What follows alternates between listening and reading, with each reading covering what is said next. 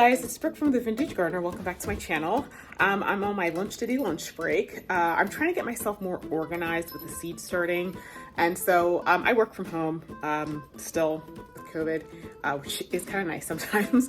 But I'm trying to pick the seeds I'm going to plant during my lunchtime and put them out here. So that way when work is done, I can just run out here and start getting and just knock them out because I have a lot to do.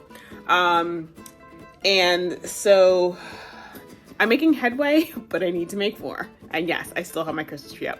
And can I just say, I really like this iPhone 13 Pro Max. I like the cinematic function. It's like really, I'm really feeling it. So let me show you what I'm gonna be working on tonight. Okay guys, so I'm back at my seed starting right now, which is filthy, but hey, it's seed starting, right? Okay, so what I'm going to be working on today, and hopefully I'll finish tomorrow. First things first are Bells of Ireland. So this is an annual. It gets like 3 feet tall. Some places list this as being a half-hardy annual, which means I would typically start half-hardy things like in March. I tried starting stuff in March. It just didn't work very well, and I saw online that a lot of people were recommending doing it via winter sowing. So I did it last year, had really good germination.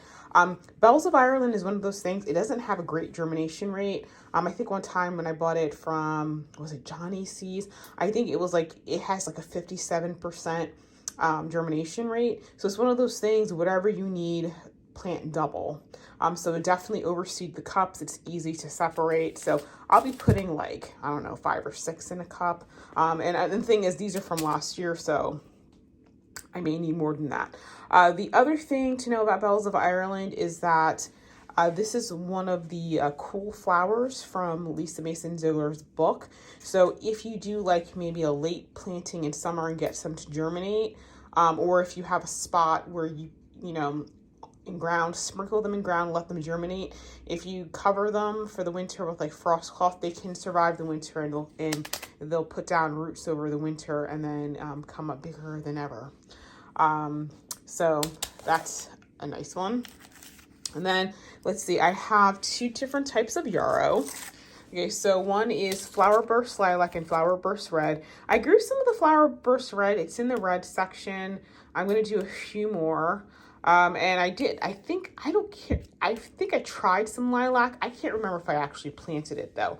And I know I did a Colorado blend at the end of the summer. So I'm going to do some of these because I think, according to GeoSeeds, which is where I got this, I think they could potentially first year flower if you get them started early enough. So I'm going to try it and see what happens. But yarrow is a perennial. I forgot how big these get. Probably between 2 to 4 feet, though. In my garden, everything gets twice the size, so you just have to proceed however your yard feels like proceeding. My stuff goes crazy. Okay, so last but not least, I've got some hollyhock. Now, hollyhock are one of those things that some of them are biennial, some of them are perennials, and so I made my list to show you which ones are perennials and which ones are not. So the first one is Queeny Salmon. This is a dwarf variety. It's first year flowering. This one only gets 3 feet high. I've seen this listed online as a perennial, so we shall see. It does self-seed, you know, obviously, but yeah. And then I have this one called Fruity Mix. I'm not really sure what this one is because it just said like yellow, and I forgot what colors it is, but it's a mix. So I'm going to treat this as a biennial. So this is one of those things, the biennial.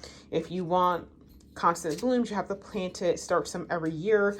I mean, it will self-seed. The only thing is, because I mulch my bed so heavily, I don't know that any seeds would actually, you know, sprout the next year because they're buried too deeply. But, you know, if you don't mulch like that, you may not have that issue. This one is called Antwerp Polyhawk. This is definitely a biennial. I started some last year, so I'm starting a little bit more. This is a tall one. It gets 8 feet high, so plant it at the back of the bed. Oh, and I forgot, the Fruity Mix, that's also a tall one too. And I'm going to just start some Cheaters Double Blend. This is definitely a biennial. This one can get up to 8 feet tall. Yeah. And then I have one called Aubade. This one is listed as being a perennial. This one only gets 4 feet tall. So I'll start some, and I may start these seeds, do some like every, I don't know, every other year. Because with perennial hollyhock, when they say perennial, it's really a short-term perennial. So we're talking 3 to 5 years. So it's one of those things that, you know, don't think, oh, I'm going to plant it and have for like 15, 20 years. It's really 3 to 5. And then I have Spring Celebrities Lemon. This is gets 36 inches tall. It's first year flowering, supposedly. This one is definitely a biennial, so that's going to be something I have to start every year. And then last but not least, I have Banana. This one gets 7 feet tall. And from what I've seen online, it's listed as a perennial, but of course it's short term. So I'll just be doing a few of these. The base of this, like it's out in the yellow garden, shoot, it's like 3 feet wide. It's a monster. So with the hollyhock, I'm going to be starting, I'm going to do 5 cups. Yeah, like 5 cups per each, because I maybe I'll do 10. Maybe I'll do 10. No, maybe I should do 10.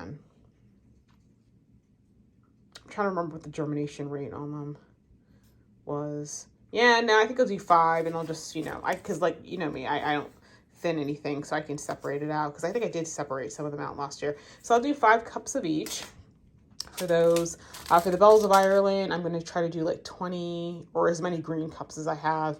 And then with the Yarrow, I think I'll do, for the Lilac, I think I'm going to try to do like 10 cups. And for the Red, I think I only need like 5 of these. So yeah, so that should be doable tonight. I hope. We'll see.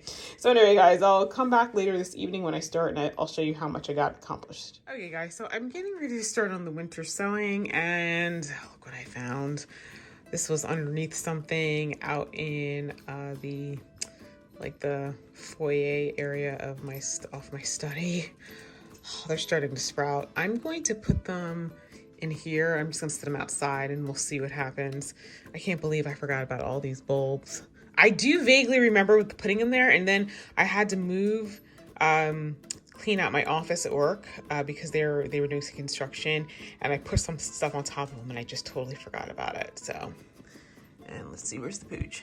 Hey, pooch, I see you. What? Oh, you want a treat? All right, that's his begging pose. I'll see you guys later. Okay, guys, so I'm done for the night. I did 5 trays. So 1, 2, 3, 4, 5, and that's 15. So that's what, 75 right there. So I did, ooh, goodness, maybe 8 or 9 different types of seed. So yeah. So anyway, I will see you guys tomorrow.